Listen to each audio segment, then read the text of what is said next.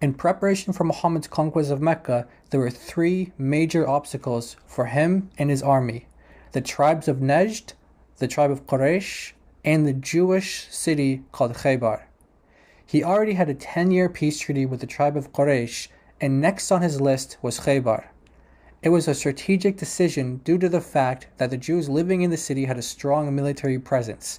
If he took out Khaybar first, then after defeating them, it would be easier for him and his army to conquer Mecca and soon after the whole of the Arabian Peninsula. Muhammad's army arrived at Khaybar and conquered them. Muslims until this day are very proud of this battle. After the defeat, the conquering army was given a feast by the survivors of the city. One of the wives of the leaders who was killed in the battle was making the food. What she did next will go down in history as one of the biggest documentable proofs from the Quran and the Hadith that Muhammad was a false prophet. But before we get into that, as the story goes, she poisoned the food. One hadith of this account in Sunan Abi Dawud says, quote, "A Jewess presented him at Khaybar with a roasted sheep, which she had poisoned. The Messenger of Allah ate of it, and the people also ate. So Muhammad sent for the Jewess and said to her, 'What motivated you to do the work you have done?' She said, 'If you were a prophet, it would not harm you. But if you were a king, I should rid the people of you.' The Messenger of Allah then ordered regarding her, and she was killed." Unquote. Muslim scholars agree that Muhammad died from this poisoning. هل مات رسول الله صلى الله عليه وآله وسلم متأثرا بالسم؟ نعم.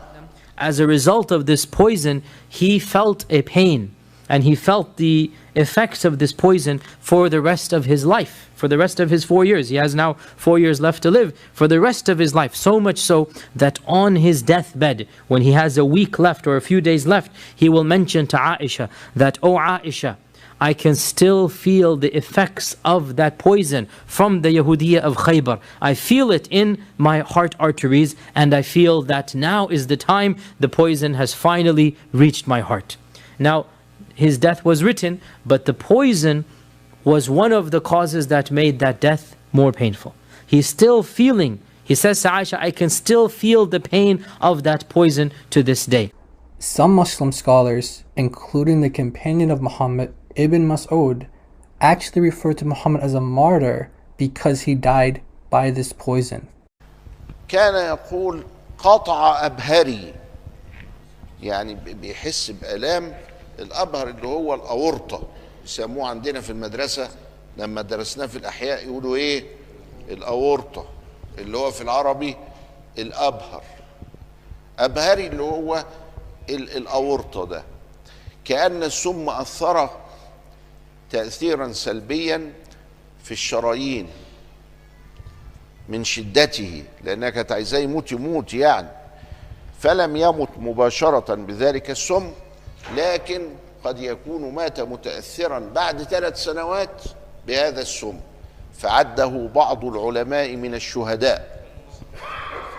Quote, "Because Allah the Exalted pushed away the harm of the poison after He showed him the conspiracy against him with a miracle, which He manifested to him with the speech of the shoulder of the lamb, then Allah protected him from its harm all his life until the time of his death drew near. So the poison prevailed over him. So he found its pain, and Allah wanted martyrdom for him with that meal." Unquote. Okay, so Muhammad conquers Khaybar, has a feast, gets poisoned, and it eventually killed him. The rest of the hadith, cited from Sunan Abi Dawud earlier, goes, quote, "He then said about the pain which he died, I continued to feel the pain from the morsel which I had eaten at Khaybar. This is the time when it has cut off my aorta." To quote another hadith from Sahih al-Bukhari, narrated by Aisha, quote, "The Prophet in his ailment in which he died used to say, 'O Aisha, I still feel the pain caused by the food I ate at Khaybar. and at this time I feel as if my aorta is being cut from that poison." Unquote. The Jewish woman who poisoned him said that if he was a false prophet, that this would kill him. And as we saw, Muhammad himself said that this is what killed him. Now, Muslim scholars agree that he died from the poison. Some say that he was a martyr because of this. So who's correct? Was the Jewish lady who poisoned him correct, that this would make him a false prophet? Or are the Muslim scholars who say that he's a martyr correct? Let's examine the specific words Muhammad used when dying. He said, quote, "I feel as if my aorta is being cut from that poison," unquote. What makes that so significant is that the Quran in chapter 69, verses 44 to 46 say that if Muhammad was a liar, making things up, then he would be seized by his right hand and his aorta would be cut. That means that if Muhammad was a false prophet, then his aorta would be cut. That's exactly what Muhammad said happened to him on his deathbed. Muslims, how do you answer this question? The Jewish woman who poisoned Muhammad said that if he were a false prophet, that he would die from her poisoning. It turns out she's correctly in line with what the Quran says. Muhammad died from her poisoning and said that he felt as if his aorta was being cut. The exact death that the Quran says will happen to him if he is a lying, false prophet. How do you reconcile that? Until next time, Jesus is Lord, and Muhammad died the death a false prophet would die according to his own testimony.